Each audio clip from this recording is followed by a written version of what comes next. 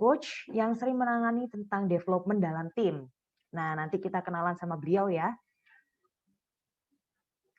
Oke, selamat datang kembali. Ini Bapak Ibu sekalian, ini pesertanya terus bertambah ya. Oke, saya akan mengenalkan dari Bapak Imam Wijoyo. Bapak Imam Wijoyo, SEMM. Nah, beliau ini selalu lekat dengan moto beliau, yaitu teach. Nah, beliau itu tentang jargon ini. Teach itu apa sih? Kalau menurut beliau, teach adalah trainer, educator, author, dan human organization transforming coach. Nah, ini lima huruf ini atau ini adalah menggambarkan sosok Pak Imam. Pak Imam ini merupakan men dari IW Institute atau Indonesia Winning Institute, dan beliau ini juga mantan rektor di STI IBMT School of Management. Masa jabatan beliau yaitu tahun 2009 sampai tahun 2018. Nah, selain menjadi mantan rektor di STI IBMT ini, beliau juga merupakan lulusan dari STI IBMT itu sendiri. Kemudian Pak Imam ini juga advisor di Yayasan Nusa Abdi Guna atau STI IBMT dari tahun 2018 sampai sekarang. Selain itu, beliau juga merupakan Dewan Pengawas di Yayasan Pendidikan Cendekia Utama di Universitas Dr. Sutomo dari tahun 2010 sampai sekarang. Nah, beliau ini juga selain menjadi dosen, kemudian trainer, beliau ini juga co-founder dari Indonesia Pride Consulting. Jadi beliau ini juga aktif ya di dunia konsultan. Selain itu, beliau juga merupakan Vice President dari Billionaire Mindset Surabaya. Nah, beliau yang terakhir, beliau ini juga Direktur Pembiayaan dari ICSB Jatim, yaitu International Council of Small Business. Nah, yang mungkin mau lihat, wah beliau Pak Imam ini gimana sih track record-nya, atau bagaimana sih perjalanan Pak Imam selama ini, bisa langsung ke sosmed beliau yang ada di pojok kanan bawah.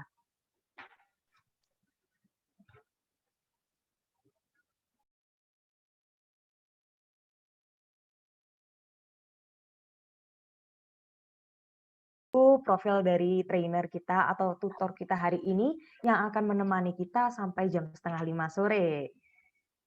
Ya. Selamat datang kembali, saya ucapkan kepada Pak Ibu yang barusan datang. Nah, kalau kemarin kita udah K3, kita berbicara tentang K3 oleh Bapak Yudi Mariandi, mungkin masih ingat ya Bapak Ibu sekalian. Kemudian hari ini, Jumat ini, ada pentingnya leadership bagi pengelola SDM yang akan difasilitatori oleh Bapak Imam Wijaya. Kemudian besok ada apa sih? Nah, kalau Jumat besok, Jumat depan ini, kita akan membahas tentang manajemen SDM berbasis syariah. Wah, tentunya menarik kan? Saya rasa juga belum banyak ya webinar-webinar atau workshop yang membahas tentang manajemen SDM di dunia syariah ini, di industri syariah. Nah, kemudian fasilitatornya pada Jumat besok ada dengan Pak Riksa Prakoso, yaitu Chief Human Capital Officer di PT Bank Muamalat Indonesia. Kemudian Jumat depannya lagi setelah Pak Rizka ada Bapak Dwi Bagus Haryanto yang akan membahas tentang fungsi dan peran General Affair untuk sukses organisasi. Nah, beliau ini merupakan praktisi HR General Affair yang juga sering memberikan materi di mana-mana. Jadi kita akan ketemu dengan bapak-bapak ini di Jumat depannya. Nah, kemudian Bapak dan Ibu yang mau untuk selalu tahu dengan proyek-proyek MSI atau acara webinar gratis yang diselenggarakan oleh MSI, jangan khawatir, kita akan selalu membagikannya di sosmed kita masing-masing. Di Instagram ada, di YouTube ada, di website juga ada, LinkedIn dan Facebook juga ada. Namanya sama semua Bapak Ibu, PT Magnet Solusi Integra atau MSI Consulting. Nah, di situ kita pasti kok Bapak Ibu, kita akan selalu memberikan update, mulai dari webinar gratis, kemudian ini yang Bapak Ibu lihat di layar ada pelatihan dan sertifikasi BNSP. Nah, kebetulan kemarin kami sudah menyelenggarakan pelatihan dan sertifikasi BNSP manajemen SDM yang sudah jalan 8 kali untuk yang online, kemudian juga sudah jalan sekali untuk yang public relation. Nah, karena kami alhamdulillah kemarin pelatihan sertifikasi kami berjalan sukses, sehingga di bulan April nanti kita menyelenggarakan pelatihan dan sertifikasi BNSP untuk batch selanjutnya. Untuk yang public relation atau humas maupun yang manajemen SDM atau human resource. Selain itu, kita juga selalu membagikan tips-tips Bapak dan Ibu. Kita dari MSI setiap hari Selasa pagi, kita pasti akan siaran di Radio Mercury 96 FM untuk Bapak Ibu yang mau mendengarkan. Nah, di situ kita sharing-sharing tentang manajemen SDM di berbagai perusahaan. Jadi Bapak dan Ibu yang menurut Bapak Ibu kurang, kalau kita cuma ngikutin webinarnya, nah kita juga bisa ngikutin solusi SDM di Radio Mercury di 96 FM. Ataupun mengikuti sosial media kami, karena kami juga rutin setiap seminggu sekali akan membagikan trik-trik atau tips tentang MSDM di Instagram kami maupun di LinkedIn. Nah, selanjutnya pelatihan dan sertifikasi BNSP kita cuma nggak ada yang manajemen SDM sama public relation aja, tapi kita juga ada yang instruktur atau trainer maupun K3. Nah, kalau kemarin kita udah bahas K3 ya di webinar, sekarang kita bisa langsung mempraktekkannya dengan ikut ujian sertifikasi. Kenapa harus ujian sertifikasi? Apalagi yang BNSP itu penting banget karena kita tentunya akan mendapatkan sertifikat tertulis yang dinyatakan kompeten negara bahwa kita kompeten di bidang yang kita ikuti. Misalnya kalau public relation ya bahwa kita dinyatakan kompeten pada public relation. Pada skema yang kita ikuti, entah itu staff, supervisor, atau manager. Jadi tergantung skema yang kita ikuti di tiap bidang. Oke, langsung saja kita tidak usah lama-lama, kita sapa-sapa Pak Imam. Halo Pak Imam. Halo, selamat siang. Oke, Kak Alda. selamat Terima siang kasih. Pak Selamat siang Imam. juga Bu Novi. Dan Assalamualaikum warahmatullahi wabarakatuh untuk Bapak Ibu sekalian. Saya juga kelihatan ada Pak Waalaikumsalam. Angga di sana. Terima kasih, selamat siang semuanya. Thank you Kak Alda. Oke Pak Imam. Di rumah, Sehat kan ya Pak ya? puji syukur, Alhamdulillah sehat-sehat. Semoga Kak Alda juga, Yuk, Bu waktunya Pak Imam. Novi, Bapak Ibu sekalian, semuanya juga sehat ya. Kenapa? Suara Bapak agak terbang-terbang gitu, Pak Imam. Oh, oke oke oke oke. Oke oke, agak terbang-terbang ya, seperti robot ya. Sebentar sebentar. Wah, Iya. oke oke. Sebentar sebentar saya coba. Ternyata ya, nggak sadar ya. Ini sudah mulai Oke, agak stabil sih Pak. sudah ya. Oke oke oke Sudah. Baik, oke. Pak Imam, suaranya jelas. Yes, oke mantap mantap. Thank you Pak Angga. Ya, Salam sehat semuanya untuk Bapak Ibu semua dan tim MSI. Oke, Bapak Imam, tadi kan saya cuma nyampaikan sekedar aja ya Pak ya tentang latar belakang Bapak. Mungkin nanti ketika Bapak menyampaikan materi, Bapak sambil perkenalan diri Bapak, sambil menceritakan pengalaman Bapak sebagai coach dan trainer nih, yang tentunya sangat berdampak bagaimana sih menjalani leadership dalam manajemen SDM. Baik baik, terima kasih terima kasih. Oke, Pak Imam, langsung saja mungkin Bapak sudah bisa share screen untuk materi Bapak. Oke oke oke oke, baik baik.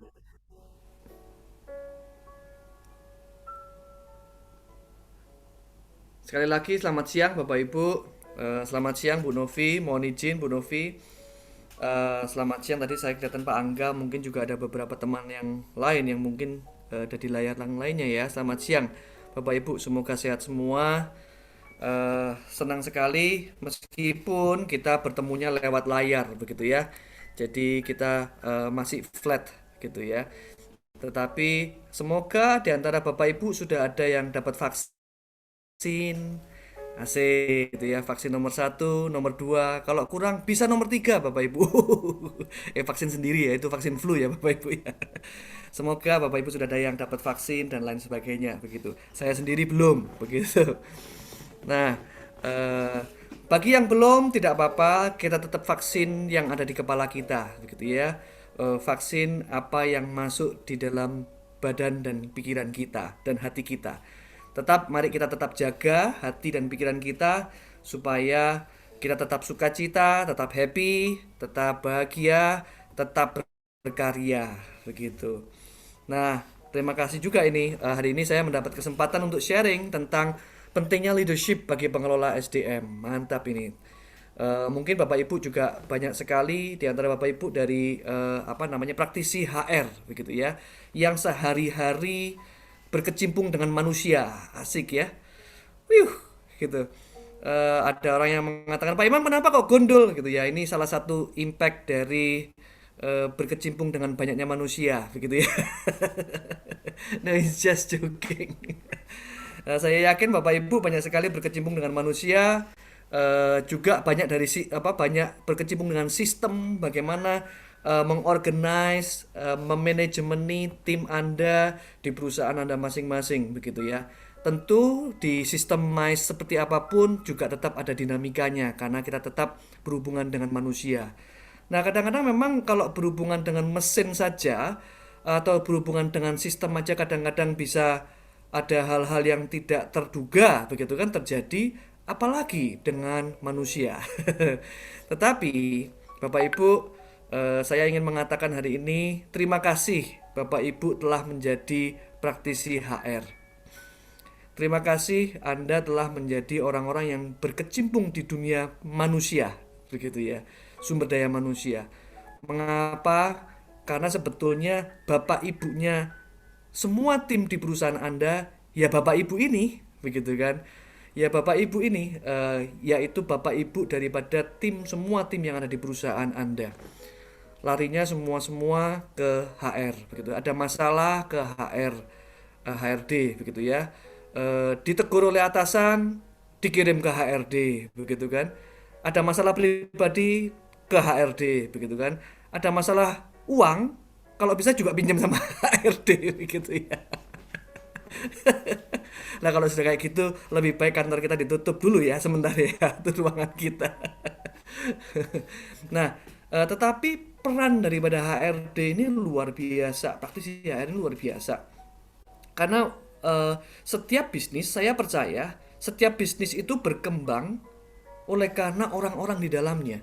Bisnis atau perusahaan segede apapun, it's just a business begitu. It's just a company, it's just a corporate. Tanpa manusia di dalamnya situ, bisnis itu tidak akan berkembang begitu kan. Jadi mau tidak mau kita perlu manusia untuk mengoperasikan mesin, untuk mengoperasikan bisnis ini sehingga bisnis ini bisa tetap maju begitu. Maka dari itu ada yang pernah mengatakan, Andrew Carnegie kalau nggak salah pernah mengatakan, oke, ambil mesinku tapi jangan engkau ambil orang-orangku, maka aku akan membangun perusahaan yang lebih besar dan lebih hebat dalam waktu yang singkat. Tetapi ambillah orang-orangku, jangan kau ambil mesin-mesinku. Maka tidak lama perusahaanku akan ditumbuhi oleh ilalang-ilalang semakin tinggi, mesin-mesin akan rusak, bangunan tidak akan bertumbuh dan tidak akan beroperasi lagi. Dan semuanya akan rusak. Oleh karena itu, mari kita jaga, mari kita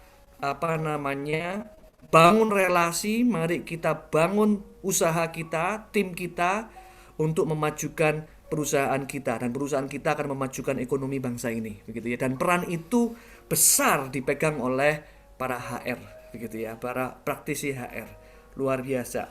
Juga teman-teman juga yang berkecimpung dengan pengembangan diri manusia gitu ya, pengembangan manusia. Jadi luar biasa pentingnya peran yang ada begitu. Nah, hari ini saya akan berbicara tentang 3 hal begitu ya. 3 hal seperti yang ada di slide. 3 hal ini agendanya kita ngomong tentang crucial roles-nya. HR itu seperti apa, dan saya yakin Bapak Ibu sudah menjalaninya sehari-hari. Saya masuk ke sana untuk mengingatkan kembali saja apa yang sehari-hari Anda kerjakan begitu. Kemudian nanti kita masuk ke dalam di mananya leadership itu bisa masuk begitu ya. Yang kedua, kita akan bicara tentang bagaimana kita menginstal leadership konsep begitu ya. Leadership konsepnya itu seperti apa begitu. Yang kita perlu install di dalam diri kita masing-masing begitu. Itu pendek. Kemudian kita akan ngomong tentang 7 area atau 7 peran yang kita perlu lakukan sebagai leadership move kita untuk supaya kita menjadi orang yang atau leader yang high concept dan high touch. Asik juga ya, saya suka ini. High concept dan high touch begitu ya. Jadi nggak cuman konsep, nggak cuman pinter di kepala, tetapi juga ada sentuhan-sentuhan manusianya. Woi, di tengah-tengah di tengah-tengah robotisasi gitu ya, di tengah-tengah revolusi industri 4.0, di tengah-tengah robotisasi, semua penyeragaman apa namanya, sistem dan lain sebagainya. Kadang-kadang banyak perusahaan yang kehilangan atau dehumanisasi. Contohnya saja kalau kita dikontak oleh call center begitu ya. Kita suka nih sama suaranya call center begitu kan. Atau call center ini juga seorang yang sangat ramah begitu kan. Enak sekali diajak ngobrol dan sangat membantu sekali. Setelah kita tutup teleponnya atau telepon kita terputus, kita cari orang itu lagi belum tentu nyambung Bapak Ibu ya. Belum tentu nyambung begitu. Meskipun saya pernah nggak sengaja saya telepon nyambung ke orang itu lagi begitu ya. Tapi itu jarang sekali. Jadi akhirnya sentuhan-sentuhan manusia menjadi berkurang begitu. Hari ini juga begitu. Kita semakin apa namanya, banyak deal melalui layar begitu kan. Sentuhan kemanusiaannya mulai berkurang. Nah, sebagai HR, sebagai kita penggagas HR atau pengelola sumber daya manusia, kita tetap tidak bisa kehilangan kemanusiaannya begitu ya. Oleh karena itu sisi leadership itu sangat penting. High touch-nya menjadi penting begitu. Nah, hari ini saya hanya ingin mengingatkan ini kira-kira framework gitu ya, Human Resources Framework ini. Semoga nggak ada yang terlewat ini Bu Novi. Ini dari program sertifikasi ya biasanya ya. Aman, Nah, Pak. larinya kan kalau apa namanya, corporate HR itu larinya dari awal itu masuk ke apa, corporate strategic business plan. Jadi apa yang dikerjakan oleh HR manager atau corporate HR itu perlu align dengan corporate strategic business plan begitu ya. Kemudian dari sana baru kelihatan arahnya seperti apa namanya, implementasi strateginya seperti apa dan lain sebagainya begitu ya. Ini kemudian tugas Anda biasanya 1 2 3, kemudian 4 gitu ya, dari selection, recruitment, kemudian kompetensi, manpower, planning dan lain sebagainya. Ini 89 sampai ke integrated talent management dan terminations begitu kan. Pada intinya itu, saya tidak masuk ke sana. Saya hanya mengingatkan di sini. Terus leadershipnya ada di mana begitu ya. Seringkali seorang pengelola sumber daya manusia sudah sangat sibuk sekali. Well, saya bisa bayangin Bapak Ibu, hari ini kita punya kita berkecimpung di perusahaan dengan tim isinya 40 saja. Itu sudah ribut loh ya, sudah bukan ribut tengkar gitu ya. Sudah ribet begitu ya. Si A punya pikiran begini, si B punya pikiran begini, banyak sekali, sudah mulai ada kompleksitasnya. Itu baru 30 orang. 60 orang kompleksitasnya bertambah. 80 orang bertambah lagi. 120, 300, semakin lama semakin bertambah. Dan semakin lama kita semakin punya waktu sedikit untuk menjalankan semua aktivitas 1-10 ini begitu ya. Dan bisa jadi tidak terorganize 1-10 berurutan begitu, tetapi setiap hari kita akan berjibaku dengan 10 hal itu Bapak Ibu. Kadang-kadang ada yang bisa diagendakan, kadang-kadang bisa langsung begitu. Nah, di antara itu kadang kita sudah lelah, kehilangan kesabaran, kehilangan sentuhan kemanusiaan kita untuk masuk ke dalam diri tim kita. Seringkali kita sudah terlalu sibuk dengan hal-hal yang penting, begitu. Saya pernah sharing di hadapan para juga HR forum begitu ya, di sebuah daerah yang katanya sensitif. Saya nggak ngomong daerahnya begitu ya, sangat sensitif. Maksudnya sensitif itu ini manufacture semua di luar kota Bapak Ibu. Ketika sesuatu terjadi, demo itu bisa berjilid-jilid dan panjang begitu kan. Dan memang daerah itu sering sekali ada demo begitu kan.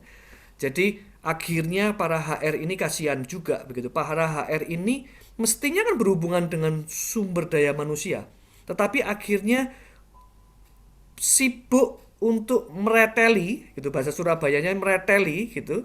Mereteli membongkar yang namanya aspek hukumnya agar tidak sampai terjadi tuntut menuntut begitu ya, sehingga aspek hukum ini benar-benar dibenahi secara rapi, terus dipentelengi gitu ya, terus dijalankan, oh kurang ini ditambahin, akhirnya ribet di dalam aspek hukumnya.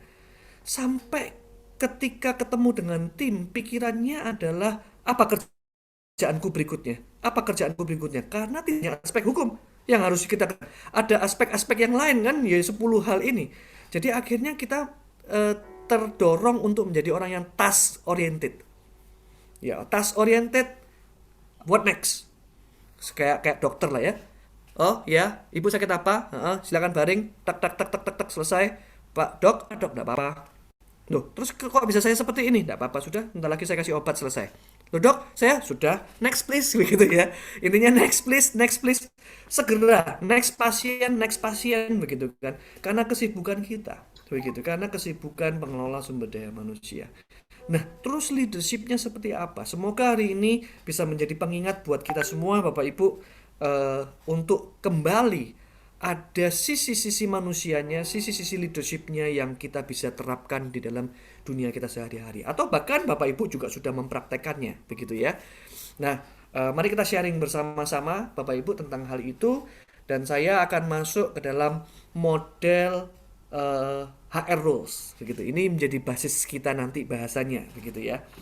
Nah, dari HR rules dari Dave Ulrich, HR champion ya. Pasti Bapak Ibu sudah tahu semua. Ada 4 hal yang disampaikan di sana sebagai peran seorang HR practitioner, begitu ya. Kalau yang ada di atas itu future, yang di bawah adalah daily operation, begitu ya. Kalau di yang vertikal, yang di horizontal people, yang sebelah kirinya adalah proses. Maka sesuatu yang berhubungan dengan future dan proses, biasanya tugas seorang HR adalah bagaimana menjadi strategic partner daripada atasan kita. Gitu ya. Jadi sebetulnya seorang HR ini, pengelola SDM ini memiliki peran yang sangat penting. Bagaimana kita menjadi strategic partner daripada direktur atau daripada owner untuk benar-benar menjadi advisor bagi beliaunya. Strategic partner, sparring partner, begitu ya. Yang kedua adalah kalau proses kemudian daily operational focus, maka kita berbicara tentang peran sebagai administratif, begitu. Administratif expert. Ini yang tadi saya berbicara tentang mungkin ngomong tentang kontraknya, ngomong tentang aturan, ngomong tentang alur kerja dan lain sebagainya. Yang mana menjadi expertise daripada kita semua untuk merapikan perusahaan tempat kita bekerja, begitu. Kemudian kalau berfokus kepada people dan daily operational, bagaimana kita mengajak tim kita untuk menjadi employee champion. Atau bahkan HR ini menjadi percontohan bagaimana sih menjadi seorang employee champion, begitu ya. Waduh, tugasnya tambah susah ya. Nggak cuma jadi HR, jadi contoh, begitu kan.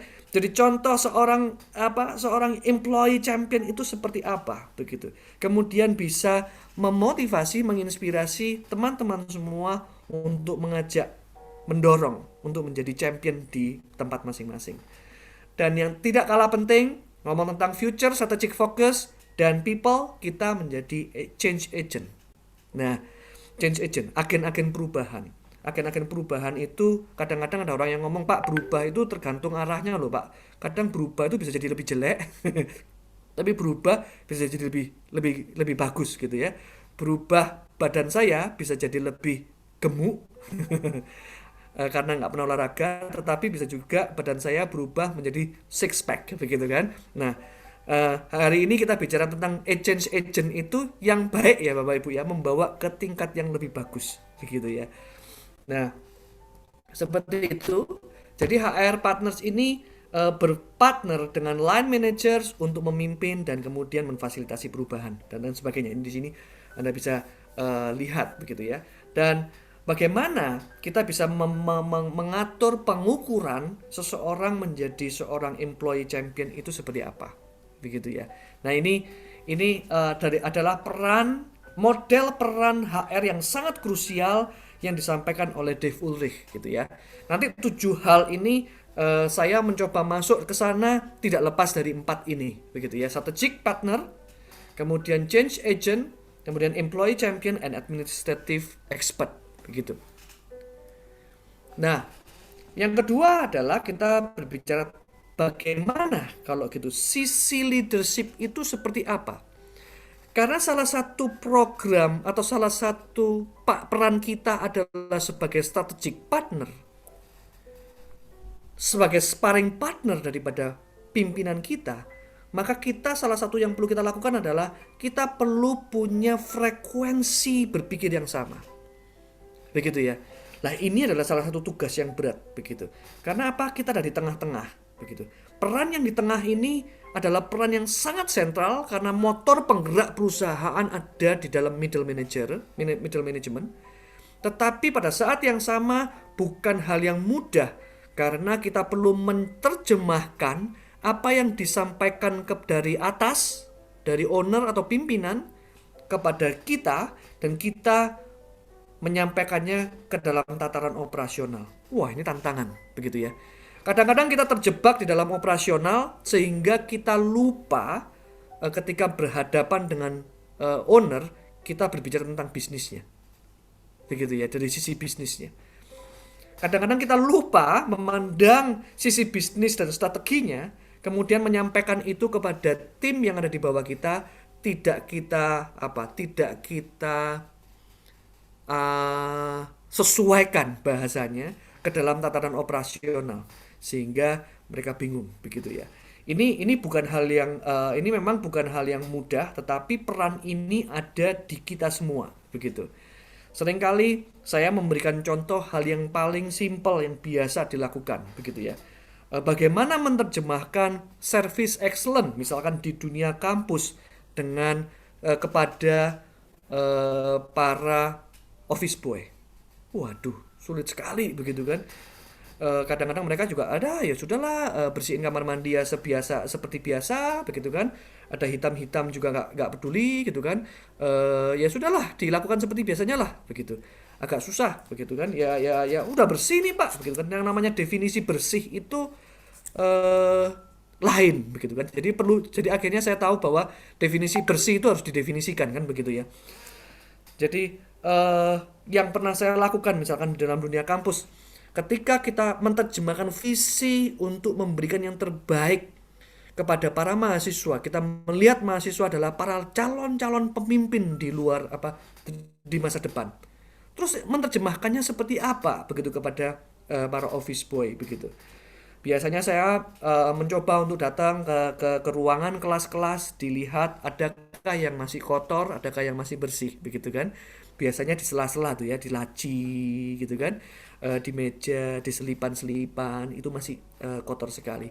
Kemudian yang saya sampaikan kepada mereka adalah para office boy, para office girl, asisten dan semuanya. Mari kita pandang mereka. One day mereka ini menjadi pimpinan-pimpinan perusahaan. Jadi perlakukanlah mereka sebagai seorang direktur meskipun hari ini Anda melihat mereka adalah anak-anak nakal. Tetapi perlakukanlah mereka, lihatlah mereka bagaimana potensinya, begitu. Mereka itu potensi menjadi pemimpin loh. Jadi bersihkan meja mereka seperti membersihkan meja direktur. Pastikan mereka duduk di tempatnya dengan nyaman, meskipun bukan meja atau kursi direktur, kan begitu ya. Tetapi pastikan paling tidak bersihnya, kamar mandinya nyaman, tidak harus mewah tetapi bersih dan higienis, begitu kan. Nah, menerjemahkan itu juga nggak mudah gitu. Ternyata yang namanya bersih saja itu tidak mudah gitu. Namanya bersih saja harus didefinisikan gitu ya. Bagi mereka bersih itu ya itu gitu. Bagi kita bersih itu seperti apa, lain lagi begitu. Maka kadang-kadang memang perlu kita mengajak tim kita untuk datang ke hotel bintang 5 begitu ya. Ini loh bersih kamar mandinya begitu kan. Oh my god, Pak, ini bukan bersih, Pak. Ini super bersih begitu kan bagi dia begitu kan. Ini super sangat bersih sekali Pak gitu kan. Kamar saya aja nggak sebersih ini gitu kan misalkan gitu kan. Yes begitu kan. Bahkan apalagi ada beberapa hotel yang ada wangi-wangiannya. Wah, selama ini kita ngomong kasih wangi-wangian gitu kan, kasih bunga, kasih apa, nggak nyantol begitu kan. Sampai ditunjukkan, oh iya ya, ada ya kamar mandi yang nggak seberapa baunya wangi ya. Nah, hal-hal seperti ini perlu diterjemahkan. Ini menjadi bagian dari kita. Tapi juga sebaliknya, Bapak Ibu. Peran HR juga menjadi sparring partner kepada atasan kita. Ketika atasan kita punya visi tertentu, kadang-kadang kita langsung bayangin gitu ya. It happens to me too begitu ya. Ketika kita ngomong visinya pada waktu itu visinya oleh atasan begitu ya. Imam, kita mau ke sana, Imam. Saya langsung dipikir, aduh, bayangin sumber daya manusia kita ini kayak gini gitu ya. Aduh, harus rekrut model kayak apa lagi ini gitu ya. Nyari di mana lagi ini garap yang namanya visinya bapaknya atau ibunya ini tadi gitu kan. Ampun deh begitu kan. Tetapi ketika kita terjebak di sana, akhirnya kita nggak bisa nyambung dengan visi mereka. Oleh karena itu Bapak Ibu, ada yang namanya entre leadership. Dikenalkan oleh Dave Ramsey sebetulnya, tetapi model ini bukan dikenalkan oleh beliau. Pada waktu saya membuat sebuah kurikulum memang akhirnya muncullah seperti ini begitu ya. Seringkali 3 hal ini menjadi sebuah perpaduan yang keren sekali Bapak Ibu. Salah satu yang bisa membuat kita sefrekuensi dengan atasan kita adalah melalui entrepreneurship. Bagaimana kita melihat value creation yang bisa dilakukan. Bagaimana kita bisa melakukan fokus melihat opportunity, not the problem. Meskipun seringkali kita sebagai HR practitioner ini setiap hari diperhadapkan dengan masalah, betul ya? Kita seringkali diperhadapkan dengan masalah, begitu. Setiap hari, Bapak Ibu kan, masalah itu tiba. Kalau nggak masalah nggak akan datang ke kita kan, begitu. Mereka datang ke kita karena masalah. Kita disuplai masalah. Akhirnya ketika owner berbicara tentang opportunity, mindset kita tidak secepat itu switch ke opportunity begitu ya. Mindset kita akhirnya stuck dulu sebentar di dalam permasalahan yang ada. Aduh Pak, masalahnya begini Pak. Bapak ini mau garap apa sih Pak? Bapak tahu nggak permasalahan di operasional itu seperti apa? Seringkali kan begitu ya. Saya kasih contoh itu ada seorang owner yang mengatakan, oke, tahun depan 2020 begitu ya, waktu itu 2020 kita akan buka 10 cabang di Indonesia Timur begitu kan. Itu di bulan Desember begitu. Kemudian teman-teman yang di sampingnya, oh my god, 10 cabang. Langsung tepok jidat. Ngurusin orang 3 cabang ini sudah sulit Pak. Orang-orang ini kontak angele begitu kan. Aduh, membuat sistemnya ini belum selesai, itu belum selesai, sinkronisasi belum selesai, mesti panggil Bu Novi ini, kan supaya cepat selesai. Nah, dan lain sebagainya. Aduh, permasalahannya banyak sekali begitu kan. Kemudian masih berbicara tentang 10 cabang lagi, belum lagi pandemi begitu kan. Di bulan Maret langsung pandemi, buyar semua, bingung lagi dan lain sebagainya. Bayangkan kalau misalkan seorang pimpinan punya visi, mereka kepingin buka cabang 10, ngobrol dengan sparring partnernya adalah HR practitioner. Kemudian HR practitioner mengatakan, Pak, problemnya ini, begitu ya. Saya pernah menghadapi begitu, kemudian saya stop, oke. Terus opportunity-nya di mana? Siapa yang nggak tahu itu semua problem, begitu ya. Kita ini butuh solusi, kita butuh kita butuh solusi, kita butuh apa yang perlu kita lakukan agar problem itu kita bisa hadapi. Nah, ini frekuensi yang sama yang dibutuhkan. Oleh karena itu, sentuhan entrepreneurship ditambah dengan sentuhan leadership menjadi penting. Karena leadership akhirnya bisa lebih dinamis untuk melihat setting direction, kemudian kita melakukan alignment dan motivasi orang. Untuk managership, banyaknya untuk manajemen biasanya masuk ke dalam planning, organizing, actuating, and controlling, begitu ya. Nah, kira-kira seperti itu Bapak Ibu. 3 hal ini perlu kita terus exercise, masukkan di dalam diri kita untuk kita sadari dari dalam menjalankan peran kita sebagai HR practitioners, begitu. Nah, leadershipnya di mana? Leadershipnya adalah day to day. Day by day kita perlu sadari untuk terus menyalakan, untuk terus menjalankan kemampuan, menunjukkan kemampuan kepemimpinan kita, begitu. Nah, untuk sekilas Bapak Ibu, ini kira-kira leadership dan management dan entrepreneurship gitu ya. Saya ngomongnya konsep LEM ini. kira-kira tugasnya seperti ini, begitu. Pada dasarnya intinya adalah leadership itu adalah doing the right things. Manager itu melakukan doing things right. Leadership itu bekerja secara efektif, manajer itu bekerja secara efisien, begitu ya. Stabil, tertata, rapi, how to-nya jelas itu manajer. Leader itu mungkin bisa agak kacau beliau sedikit, gitu ya, tetapi berjalan sesuai dengan perubahan yang dibutuhkan, begitu. Menyelaraskan tim, motivasi dan lain sebagainya. Untuk entrepreneurship, melihat peluang-peluang yang ada, bagaimana kita bisa melihat peluang-peluang yang ada dan lain sebagainya, begitu kan. Bayangkan Bapak Ibu ketika tim kita atasan kita mengatakan bagaimana ya kita bisa meningkatkan competitive edge daripada perusahaan kita. Wah iya Pak, mari kita lihat Pak prosesnya yang di sini. Mari kita bisa cut di dalam proses yang di A, B, poin C, poin D, maka di situ akan menjadi lebih cepat lagi. Wah, ini kan menjadi sebuah solusi, begitu ya. Sehingga value creation itu bisa jalan dengan baik, begitu. Nah, berikutnya saya ingin coba tanya, gitu ya. Kita nggak usah dimetrikan 3-3 gitu, hanya 2 saja. Hal yang simple. Menurut Bapak Ibu, jika kepemimpinannya lemah dan manajemennya lemah, apa yang akan terjadi? Kayaknya ini nggak usah dibahas, sudah tahu teman-teman ya, semuanya Bapak Ibu ya. Ya wis Pak, wis itu jelas jawabannya. Oke. Bagaimana kalau manajemennya lemah tetapi kepemimpinannya baik? Kira-kira apa yang terjadi ya dengan perusahaannya? Begitu juga sebaliknya. Jika kepemimpinannya lemah, manajemennya baik. Apa yang terjadi ya? Apalagi kalau kepemimpinannya baik, manajemennya baik.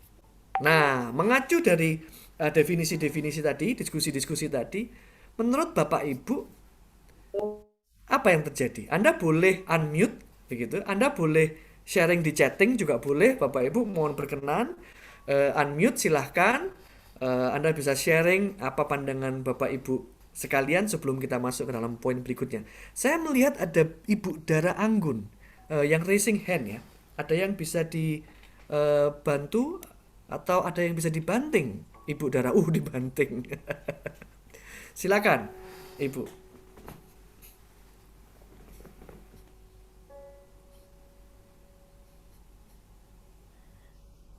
Semoga bukan kepencet ya Pak Imam. Iya, suaranya sudah unmute tapi hilang. Bu Dara, silahkan Bu. Bu Dara atau Bu Anggun atau Bu Ra atau Bu Gun, nggak tahu soalnya panggilannya apa. Guyonan lo ya Bu, nanti marah. Bapak, namanya orang dipanggil dipilah-pilah begitu nggak boleh Pak. Ya sudah, Bu Dara Anggun. Silakan. Atau Bapak Ibu yang lain, silakan Bapak Ibu. Apa yang terjadi? Anda boleh pilih, Anda mau sharing yang mana? Manajemen lemah, kepemimpinan yang kuat, atau kepemimpinan lemah, manajemen yang kuat, atau yang dua-duanya lemah, atau yang dua-duanya kuat. Apa yang terjadi ya di dalam perusahaan? Silakan Bapak Ibu. Permisi Bapak. Ya, Gimana, Bapak? Pak Mulyono, silakan Pak Mulyono. Mungkin yang jadi fokus pemikiran saya, manajemennya lemah Bapak, tapi leadershipnya baik ya. Oke. Sering saya mengalami di lapangan itu hubungan antar bagian itu tidak baik Bapak. Sementara leadershipnya bagus sebenarnya, sudah menentukan arah dan segala macam, menentukan tujuan. Tetapi yang lingkungan yang di bawah ini itu kadang-kadang antar bagian tidak kompak gitu Pak. Misalnya saya ingin meminta suatu output di bagian lain, nah itu kadang-kadang tidak lancar meminta outputnya itu. Banyak hal kadang-kadang itu ya di luar teori, kadang-kadang itu misalnya di situ dia ada faktor tidak suka, mungkin bolo-boloan dan seterusnya Bapak. Mungkin itu pertanyaan saya. Politik kantornya ya Pak ya? Pencerahannya Bapak. Iya. Betul Pak Mulyono, betul sekali Pak. Saya ngeliat background Anda seger sekali Pak. Tempat saya sudah biru seger, Bapak kuning, mantap orangnya ya. Betul sekali Pak. Itu yang memang terjadi. Kalau leadershipnya kuat, manajemennya lemah, leadership itu kan tahu arahnya kemana, tahu bagaimana memotivasi, tahu mengkomunikasikan, begitu kan, tahu bagaimana menginspirasi, tetapi how to-nya nggak ada, gitu ya. Mau mulai yang mana dulu, gitu. Ini yang buat konflik, Pak, gitu ya. Buat konflik yang di tengah-tengah, gitu. Waduh, ini mau kemana? Bapaknya itu mau ke sana, saya mau lewat sini dulu. Loh, tidak bisa. Yang benar lewat sini. Waduh, akhirnya departemen ini berlomba-lomba, begitu ya. Berlomba-lomba untuk menuju visi yang disampaikan oleh pimpinannya, tetapi lewatnya nggak tahu kemana-mana gitu ya. Betul, Pak. Akhirnya konflik, belum lagi ngomong tentang politik kantor dan lain sebagainya gitu ya. Wah, akhirnya arahnya jelas, tetapi pengelolaannya, melangkahnya terseok-seok begitu ya. Alhasil capek yang ada di tengah bisa jadi capek karena banyak konflik di situ dan tidak jelas apa yang harus dilakukan secara day to day operasionalnya begitu. Nah, betul, seperti yang di-sharingkan Pak Mulyono tadi, belum ngomong suka dan tidak suka, belum ngomong visinya itu disetujui orang-orang bisa meyakini visinya atau tidak, belum ngomong tentang personal konflik antara satu dengan yang lain, relasi satu dengan yang lain, begitu ya. Belum ngomong silo, manajemen silonya antar departemen, begitu ya. Akhirnya ini tadi menjadikan arahnya jelas, tetapi di dalam perjalanan itu terseok-seok begitu. Apalagi kalau pimpinannya itu tadi dominan, dia tidak detail, langsung mengatakan kita akan berangkat ke Jakarta besok lusa, begitu kan? Misalkan selama 1 minggu kita ketemu di Jakarta ya. Wih, gitu kan. Wah, ada yang naik kereta, ada yang naik pesawat, ada yang naik mobil, ada yang naik kapal selam, Bapak Ibu gitu ya. Wah, ada karu-karuan gitu. Kemana saja, pokoknya ketemu di Jakarta, begitu kan. Sampai di Jakarta pada telepon, di mana Pak ketemunya Pak? Katanya di Jakarta, tapi Jakartanya mana Pak? Gitu ya. Jakarta Barat, Timur, nggak disampaikan begitu. Nah, ini yang menjadi terseok-seok. Thank you Pak Mulyono. Mantap. Kalau sebaliknya, tadi Pak Mulyono sempat menyampaikan leadershipnya kuat, tetapi ini manajemennya lemah. Bagaimana dengan sebaliknya, Bapak Ibu? Ada yang manajemennya kuat, leadershipnya lemah. Apa nih? Bagaimana terjadi? Apa yang terjadi dengan perusahaannya? Pak Imam, itu ada yang Ya. ngecek tuh Pak Yakub itu. Oh, Jika manajemen oh baik, iya, kepemimpinan ya. lemah dapat berujung sulitnya implementasi. Sedangkan jika kepemimpinan kuat, manajemen lemah menjadi disharmoni yang mungkin bisa terjadi. Oh iya, thank you Pak Bu Yakub Novi. udah jawab Thank tuh, you Pak ya. Yakob. Jika manajemen baik, kepemimpinan lemah dapat berujung sulitnya implementasi, sedangkan jika kepemimpinan kuat dan manajemen lemah menjadikan disharmonis yang mungkin bisa terjadi seperti yang disampaikan Pak Mulyono tadi ya. Yes. Thank you Pak Yakob. Pak Irfan juga ada ya, kepemimpinan agar program terarah dan pengelolaan agar program berjalan. Iya, betul Pak. Bangun sistem SOP-nya bukan orangnya. Jika manajemen sudah bagus dan baik, maka karyawan akan betah dan berkembang. Oke. Thank you Pak Ibu atau Bapak Salman. Oke. Yes. Manajemen yang baik disertai dengan kepemimpinan yang lemah, akhirnya menjadi apa? Perusahaan menjadi rapi, Bapak Ibu. Sistemnya itu baik, jelas, begitu kan? Arah apa namanya? Alur kerjanya juga jelas, sistemnya, kompensasinya baik, semuanya baik, jelas, rapi, begitu. Tetapi kalau tidak disertai dengan kepemimpinan yang baik pula, akhirnya perusahaan ini cenderung menyelesaikan day to day operasionalnya. Begitu ya. Akhirnya menyelesaikan permasalahan-permasalahan operasional rutinitas. Sudah rapi, jadi kelihatan baik-baik saja, begitu kan. Arahnya mau kemana? Ini ada disruption. Apa yang harus kita lakukan? Kita perlu perubahan. Enggak. Manajemen enggak suka itu, begitu ya. Manajemen itu perlu kerapian, perlu kestabilan, begitu kan. Kalau perlu status quo, begitu kan. Tetap semuanya sama, rapi. Kalaupun ada perubahan, itu perlu benar-benar diperhatikan baik-baik, begitu. Akhirnya untuk catching up, untuk mengejar perubahan di pasar yang terjadi begitu cepat, kalau manajemennya tidak cukup cepat dan tidak memiliki kepemimpinan, akhirnya change manajemennya tidak terjadi, begitu ya, terlalu pelan. Akhirnya ter nyaman kok di dalam kondisi yang sudah rapi dan berputar sehari-hari, begitu ya. Itu kira-kira kalau manajemennya kuat dengan leadershipnya yang lemah. Kalau dua-duanya kuat, tentu ini yang diinginkan, gitu ya. Ada yang mengatakan begini, Bapak Ibu, leadership itu ngomong tentang pengembangan, ngomong tentang inovasi, ngomong tentang visi, mengembangkan perusahaan untuk maju, menghadapi disruption, menghadapi startup, menghadapi kemajuan teknologi. Tetapi manajemen akhirnya juga ikut. Oke Pak, arahnya ke sana, saya buatkan how to-nya. Tahap 1 ini, tahap 2 ini, tahap 3 ini, tahap 4 ini. Nah, seringkali Bapak Ibu, pimpinan di pucuk pimpinan atau owner bisnis, pikirannya lincah secara entrepreneur dan leadership. Jadi dia tahu mau kemana, opportunity-nya apa, how to-nya perlu kita dampingi, gitu ya. Nah, tapi kalau kita tidak punya jiwa kepemimpinan dan entrepreneurship, kadang-kadang frekuensinya perlu ditingkatkan, kan begitu. Tetapi owner biasanya kemampuan manajerialnya tidak semuanya kuat. Ada yang dia tahu arahnya mau kemana, prosesnya silahkan Anda kerjakan, begitu kan. Ada yang begitu. Oleh karena itu, 3 hal ini semoga membuat kita menjadi lebih oke. Ini loh, installing leadership concept untuk agar kita bisa menjadi sparring partner yang berimbang kepada atasan kita dan tim kita, begitu ya. Nah, kita akan masuk ke dalam 7 roles untuk high concept dan high touch, begitu. Nah, yang pertama, ini kalau kita singkat ABCDEFG gitu ya. ABEFG. A, yang pertama adalah aligning, penyelarasan. Siapa yang perlu diselaraskan? Yang perlu diselaraskan biasanya kalau kita ngomong secara umum ya Bapak Ibu, ada 4 peran kepemimpinan. Biasanya di dalam level strategik, level owner dan BOD, biasanya mereka adalah bagian yang menentukan visinya. Begitu ya. Visinya kemana? Tergantung daripada skala perusahaannya. Tetapi ini biasanya levelnya strategik, ngomong tentang arah perusahaan mau kemana, kita mau kemana. Kemudian driver di tengah-tengahnya itu bagaimana mengimplementasikan.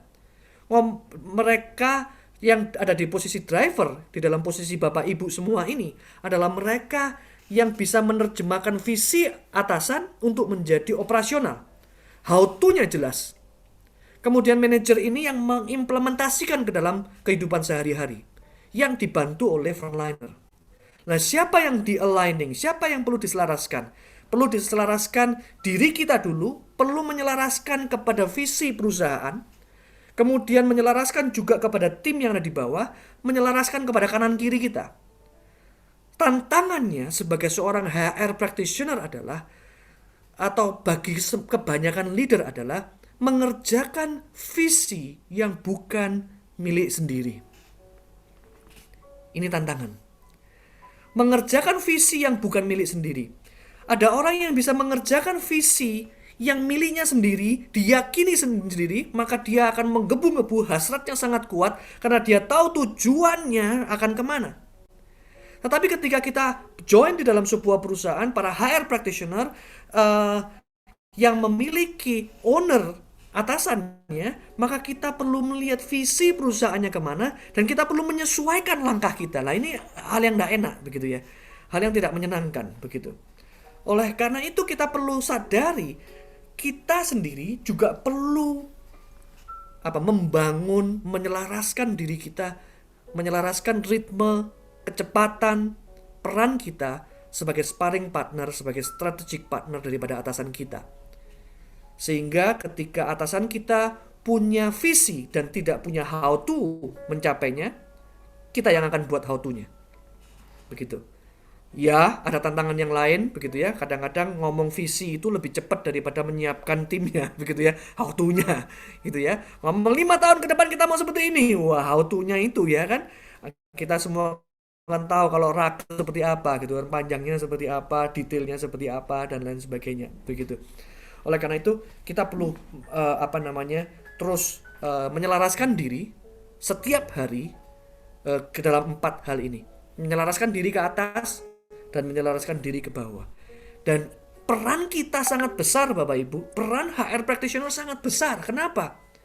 Karena kitalah yang berhubungan, ya kita yang punya akses ke multi divisi, multi departemen. Kita punya informasi-informasi yang mungkin departemen yang lain nggak punya. Begitu kan? Kita perlu terus menyelaraskan ke berbagai posisi, visi daripada atasan kita kepada tim kita. Wah, ngomongnya bisa di warung kopi, ngomongnya bisa di dalam meeting, baik itu formal, informal, di warung kopi, juga ketika kita masuk turun lapangan, kemudian kita berbicara dengan mereka. Nah, ini nanti ke next berikutnya ya. Ini kita ngomong tentang aligning. Dari keempat hal ini, dari atas ke bawah, kita punya peran yang krusial Bapak Ibu untuk menyelaraskan ini semua. Yang berikutnya adalah boosting mental fitness. Owner kita itu perlu tahu, kita juga perlu bisa menyodorkan tim yang cocok, yang punya mental fitness kuat untuk membangun perusahaan kita. Begitu ya. Mental fitness itu seperti apa sih? Saya ngambil ini dari buku Mind Fit, begitu ya. Mind Fit karangan Christopher G. Harold, begitu ya. Hal yang menarik menurut saya. Kita ngomong tentang mental fitness, begitu ya. Mental fitness itu kayak baterai, Bapak Ibu. Nah, menurut penulisnya ini tadi, dari 100% perusahaan kita, ini pakai distribusi normal Bapak Ibu ya, 20% itu punya high mental fit. 20% punya no mental fit gitu ya. Yang namanya baterainya itu low banget, sudah mau habis begitu ya. Kemudian ada yang itu mau habis, ada yang low itu 30%, kemudian ada yang moderat, baterainya separuh gitu ya. Itu 30% begitu.